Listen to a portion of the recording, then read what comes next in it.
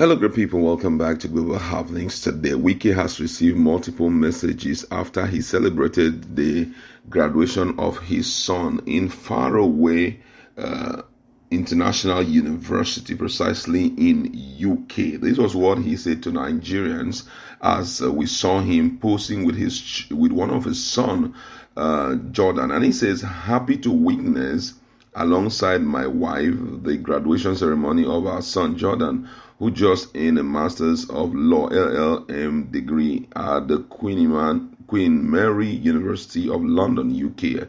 As a father, I am happy for the progress Jordan is making in the pursuit of his career." And pictures were littered everywhere. Most Nigerians step in and they, type congratulatory message, but somehow it seems as though some other persons were not excited about it. But then the reason why they are not excited about it is what you're gonna see in a moment. First of all, a video came out which I'm going to allow you to watch, and then we're going to look at the comments of Omoyele Sowore, and then what most other Nigerians said about the graduation of his son, which it is meant to bring happiness, but then it was considered from a different perspective. That means you have to pay for it. And some of these courses, you don't need to send them abroad. What we said in our own case, listen, why do I have to send somebody who wants to study English overseas? Why do I want to send somebody who wants to study economics overseas? Why do I want to send someone who wants to read law overseas? When you know that we have very good faculties in these areas, in Nigerian universities. Now, we thought if I'm sending you overseas, must be on peculiar, very clear areas that we lack, that we want our people to go and study.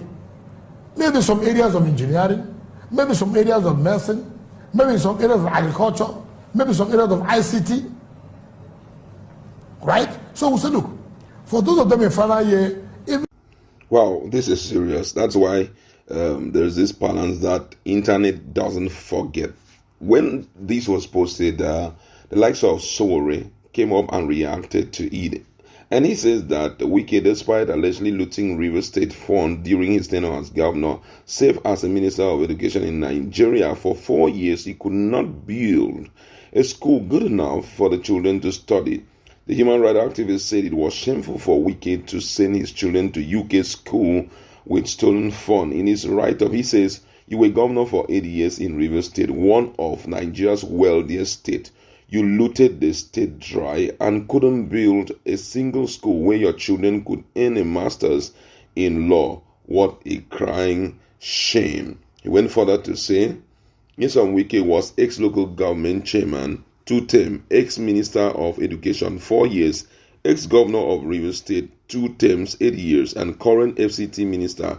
Yet Wike could not build a school good enough to send his children to study. He needs to send them to UK school with stolen funds. That was his position. But however, also when he reacted to that same post on the X, this was the position of Sowore. He went to social media, that's talking about Facebook. He talked about it on X. This is what he said. He said, "You were governor for 8 years in Rivers State, one of Nigeria's wealthiest states. You looted the state dry and couldn't build a single school where your children could earn a master's in law." What a crying shame. I mean, this is really, really troubling. Nigerians are talking. My colleague is in the house, and we just want to deliberate on this. Wike celebrated his son's graduation ceremony, and Nigerians are coming for him. His son just got his master's in law, but instead of Nigerians joining him to celebrate, based on the write-up he put out, instead they reminded him of some of the things he did when he was governor for 8 years, and so already didn't allow it to rest. He picked it up and talk expressly about it. What's your position on all of this? Like you rightly said, internet never forgets. I could still remember when Wike was the governor, and a lot of things, he had to put a stop to a great extent to those on scholarship abroad, and he gave his reasons, which is the video you saw that's a throwback, where he said there's some basic courses that should not find its way. Nigerians should not, find themselves going abroad. He now mentioned, and he did not, as if he knew, he mentioned even law. He said English. Why would we want to go to abroad to study when we have, lecturers just to equip our, our universities? We have the courses, except for very unique courses we don't, have here in Nigeria. They can now send abroad. All of that was to stop the issue of scholarship for some certain courses. He believed it was a waste of money since we have universities here in Nigeria, which to a great extent he's very correct. Now, most Nigerians are wondering what changed. You got your son. Does it mean that there are no good universities that can make law interesting? Are you saying that it has to be abroad, And for someone like Sowore, he believes it goes beyond taking his son abroad. He believes there's more to it than meets the eyes. Look at our exchange rate. Trying to send any of your children abroad, for those who have children in Nigeria, you have to either be a multi. Either you have to be a multi, or a business tycoon, or a politician, or probably even a pastor. When I mean pastor, I mean renowned pastors, not every pastor, but some very renowned pastors that are making good money. So in all of this, just felt that it's almost strictly for the elite. So what changed? Why was it that when it was time for you to pay scholarship for those Nigerians who have qualified to get scholarship abroad, you changed the goalpost? You said no. It has to be unique courses. Maybe you want to read aeronautical engineering, something that's not so common in Nigeria. But your son is reading law. And you mentioned that law is a common course. So what now happened? Does it mean that the common man does not desire to study abroad and all that? Then why, if you know that it's going to be like this, why didn't you? That's what someone was asking now. I believe most Nigerians are asking. Why didn't you equip the law schools in Nigeria such that your son could, become international standard? Because he has done a lot when it comes to providing infrastructure for law. And I know that I think he has done one or two things in the law school and all of that. That's why they value him so much.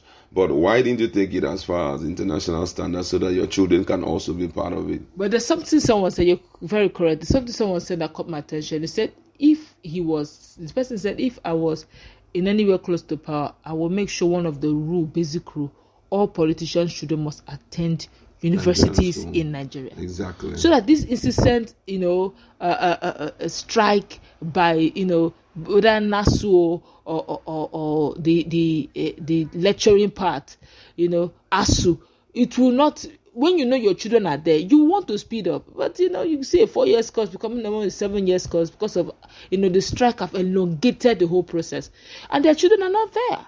But imagine when they started that issue of 18 years of minimum age to enter university. I just knew it was not going to work because our politicians' children, some of them are the ones that jump classes the most. Yes. So it won't jive.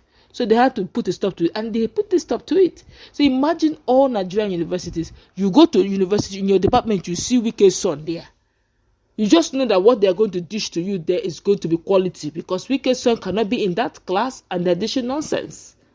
So these are the basic things that Nigerians must demand, really. All right, that's where we'd like to leave it. Let's meet in our conversation and talk more on this. What's your own view in respect to the reaction